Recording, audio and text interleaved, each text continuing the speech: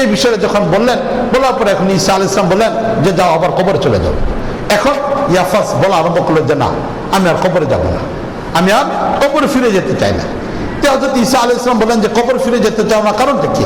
তখন বলছে আল্লাহ নবী, প্রথমবার যখন আমার মৃত্যু হয়েছে, এই মৃত্যুটা এত কঠিন পরিমাণ হয়েছে যে এইটার প্রতিক্রিয়া এখনো পর্যন্ত আমার শরীরের মধ্যে রয়ে গেছে।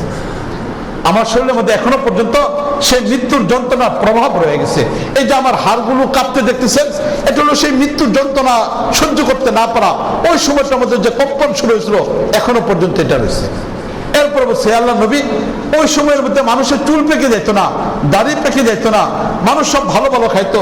এখন আর ফরমালিন তো ছাড়া আমরা একদিনও চলতে পারি না। এমন একটা দেশের মধ্যে আমরা বসবাস করি, চিকিৎসা যেখানে করা হয় এটার মধ্যে ঝামেলা রয়ে গেছে, শিক্ষা বিভাগ পুরোটা ঝামেলার মধ্যে রয়ে গেছে, খাদ্য এটার মধ্যে ঝামেলা রয়ে গেছে।